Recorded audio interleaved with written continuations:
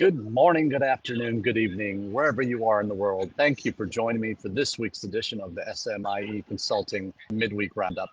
My name is Marty Bennett, and today on the Roundup, we're answering questions we've been hearing at the ICEF Miami event for universities, high schools, and agency partners to get together and potentially create partnerships.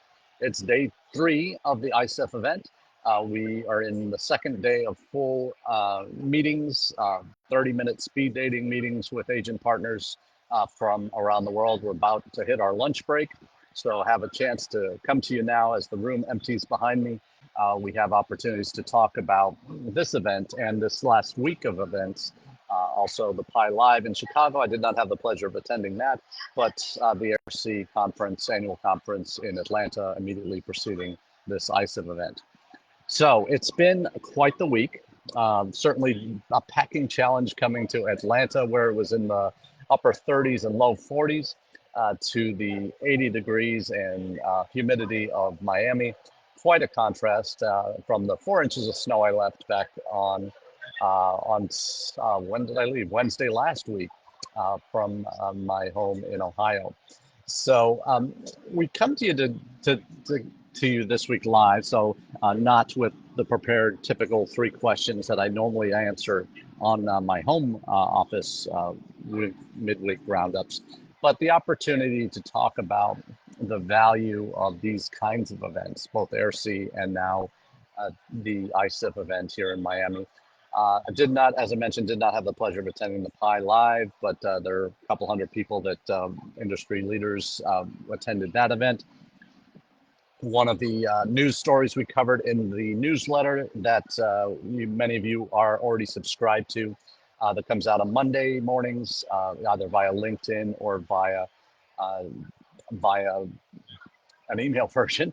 That newsletter now has over 2,800 subscribers between the 2 versions, and we're really happy that so many of my colleagues are having that newsletter, but how they start their Monday mornings with international ed news and how to process all of that at once.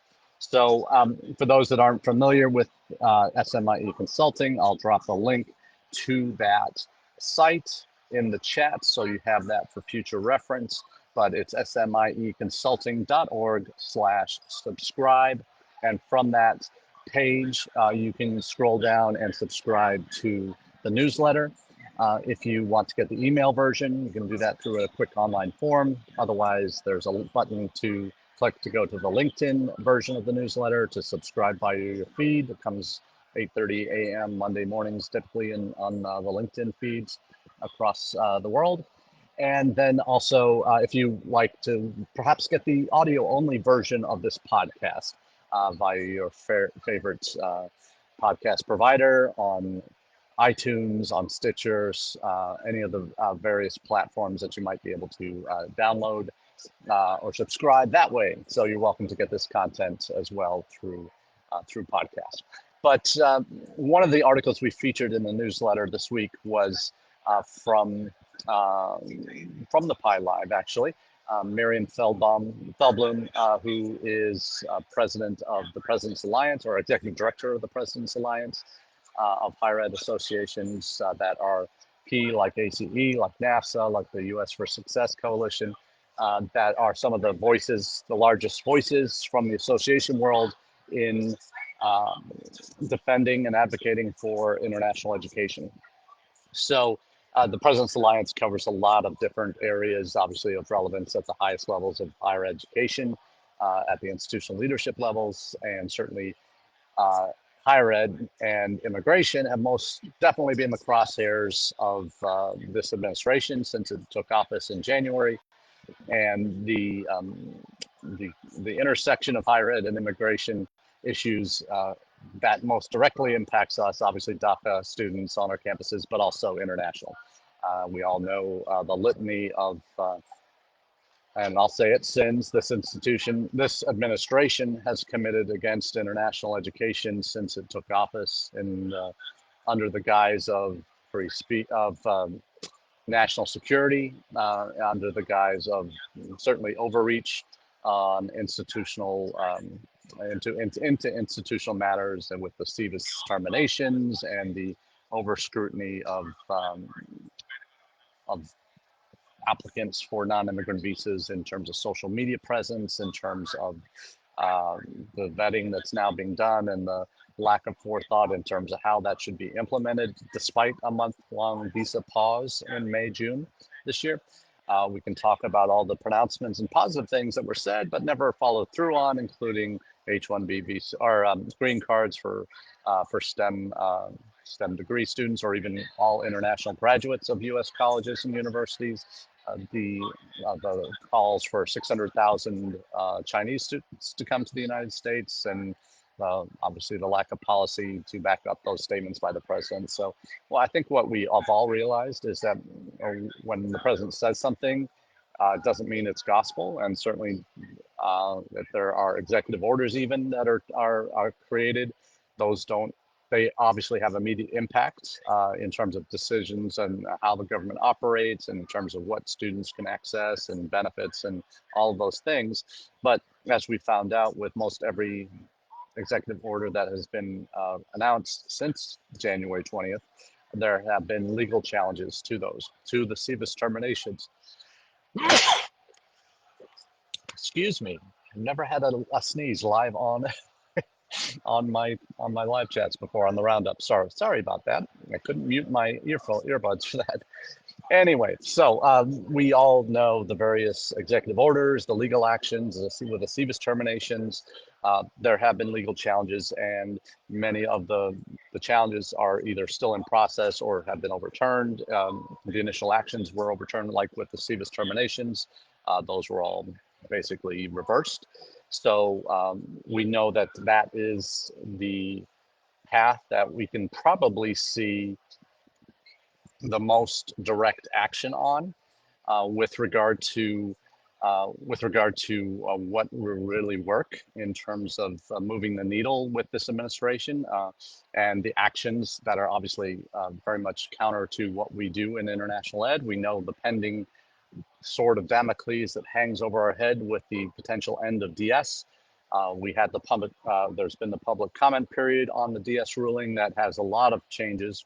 Maybe one or two things in it would actually be beneficial that higher education would want, like the transfer out reduction policy that would reduce the transfer outs and protect institutions that way a little bit more, but certainly many things that would significantly damage the ability of the U.S. to maintain or enroll international students, including the inability to change academic programs once you're in the country, the inability to add additional master's programs, the end of DS, which would then require students in all levels, all certainly master's and doctoral levels, that when it comes time to apply for OPT, they would have to apply to CIS for an extension before they could then apply for OPT.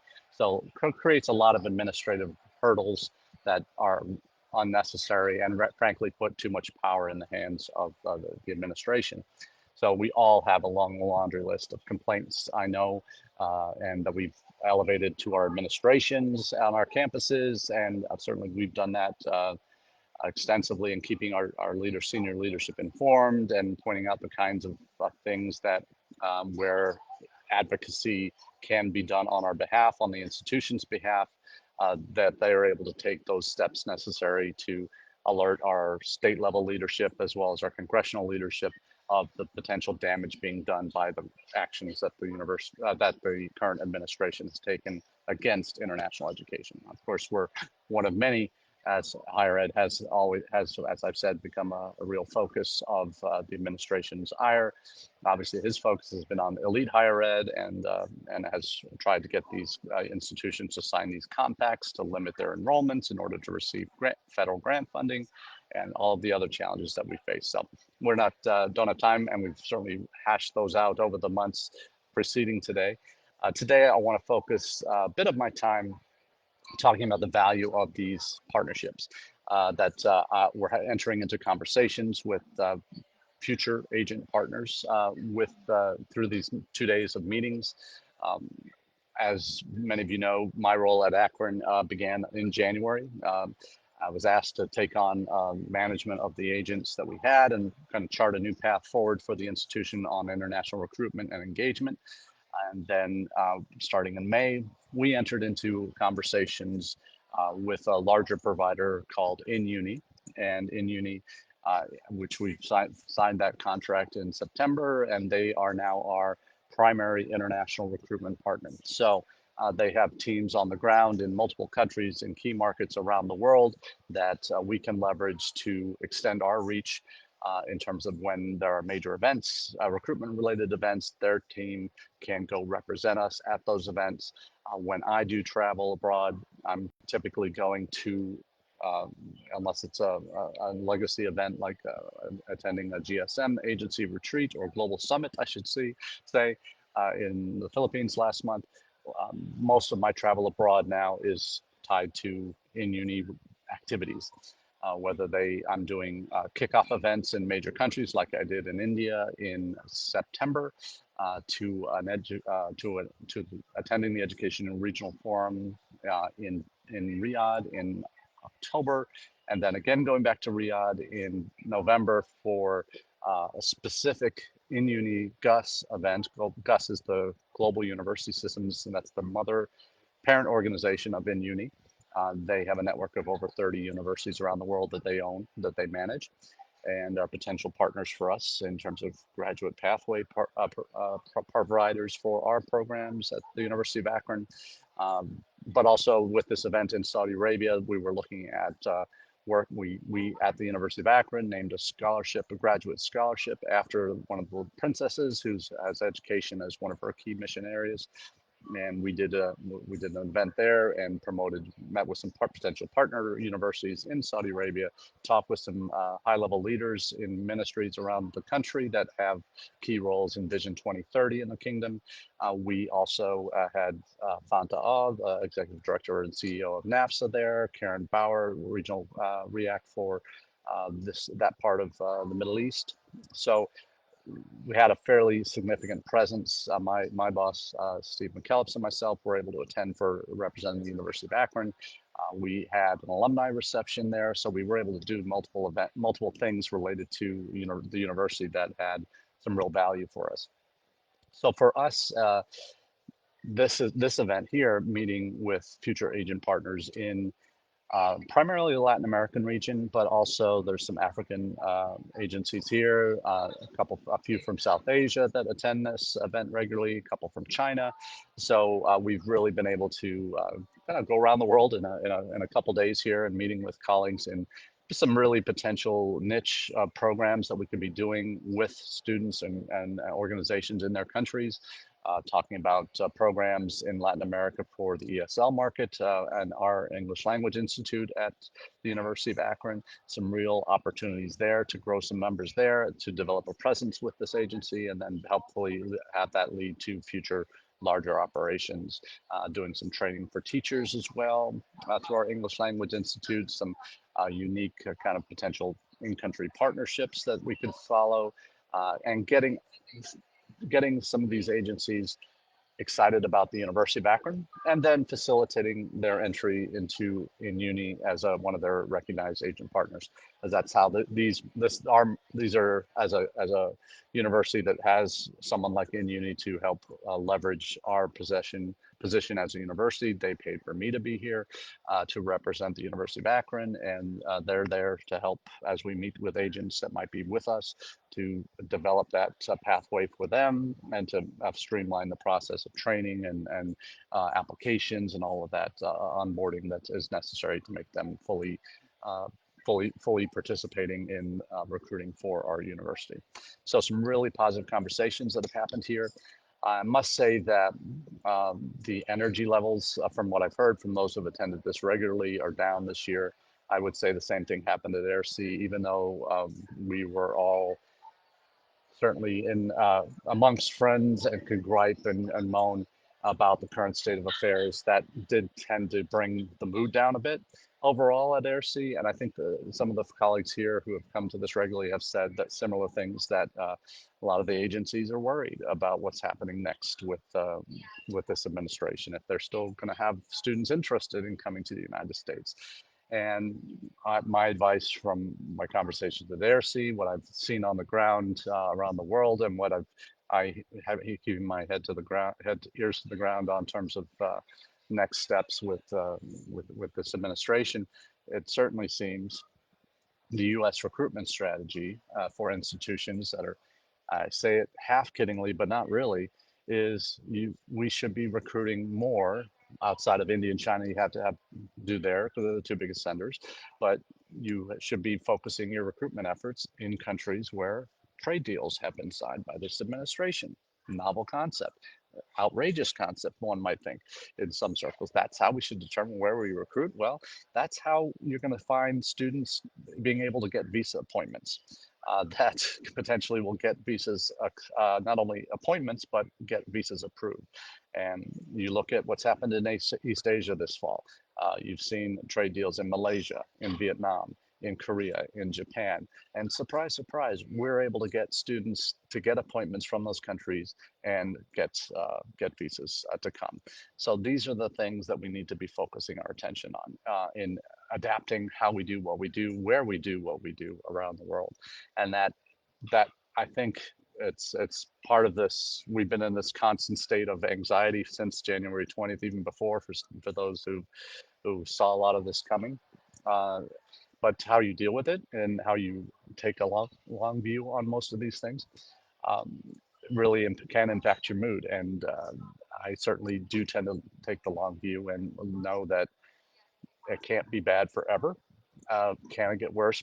It could, but will it? Depends how on your perspective. And I think that's part of what my focus is really focusing on that longer term vision. Is that yes, we're going through rough patch. That's why we need to explore. That's why we need to diversify, as we've talked about before on the Roundup, not only where we recruit from, but also where we deliver our programs, not just on our campuses. So that OT&E conversation we've had before, and we'll certainly have again as things develop. But one thing I would suggest all of us to take a long, hard look at is these times where it is that we are down and we are in a downward spiral perhaps, but certainly a downturn in our enrollments this year, where it gives us time for pause, like the pandemic gave us time to do things we never thought we'd have time to do in our professional lives or personal lives. We now have this opportunity to look at how we do what we do, and are we doing things well? Are we doing things smart? Are we doing things for the future? And I think one of those tools that there are so many tools out there. We've talked about AI before, and how every service provider out there has an AI solution that's going to revolutionize how we do what we do. And there are some that are truly revolutionizing. And in terms of those that can have the largest impact, I think I saw one of those today. A couple of my colleagues have used a product called AIDO, um, developed by someone I've known on LinkedIn for a while, and I've met a couple times in person, Rishab Malhotra. He used to work with Liaison. No, I may have that wrong, but he started his own company, an AI company specifically for international education, and it's a very different one. One of the greatest challenges one of the reasons I do what I do with the Roundup and with my newsletter is I realize how busy we all get. I try and synthesize the news that I prioritize based on what I think over my time in the business over 32 years, and what really matters for international educators, how you can develop, kind of get those bite-sized chunks you need to process, and then prioritize what you manage up to senior leadership on campus, how you use some of these stories to implement potential changes on your campus. We talk about that all the time here. But what's Rishab has developed is through AIDO is an AI product that synthesizes news. It synthesizes your own institutional data. It synthesizes what's going on in the wide world in terms of events for international ed, and also the massive pool of data that's out there from IDP, from Keystone, from other groups, Bonard, that has data on visa approval rates, visa application numbers, data on on academic areas of interest in certain countries. That's all part of massive amounts of data that are out there that few of us have teams that can really process that. This product AIDO, now I've seen a demo of it. We've talked through it and some of the potential applications uh, for for justifications to do what you do, to create strategic plans, to target market. There's potentially a 2.0 version that will help with localizing language for native language for your com flows. Really some exciting elements to it, that and then the ability to share that up the chain with infographics, with a real documented justification for why you want to market your programs in a new country or a new market within a country. Some really high level tools that you'll be able to use day to day to get you daily digest on the news, on what's happening coming in. So you can still subscribe to the newsletter and the Roundup here, but really a way to get that institutionally as well. So and customize it the way you need it. So I think there's some real valuable tools like this that are coming out, but this is one that I would encourage you all to explore. It can be a bit pricey, but it's certainly, in terms of the value add to what you do and how you're able to think beyond just the data that you have and the tools that you have available and the time that you don't have to do all these things you need to do. This kind of a product can really, with the right inputs, can really be a time saver and help you process things a lot quicker. So I wanted to give a shout out to Rishab, and I hope you all have the opportunity to check out his product, AIDO. Not a paid endorsement. We're not getting any benefits on this one, but certainly it's a product I think a lot of us can benefit from. And particularly in these downtimes when we need to reconsider how we do what we do, it's a perfect time to explore these kinds of options. So that's all we have for you this week on the Roundup. Thank you for being a part of the conversation today. Looking forward to chatting with you all in the weeks and months to come. Cheers.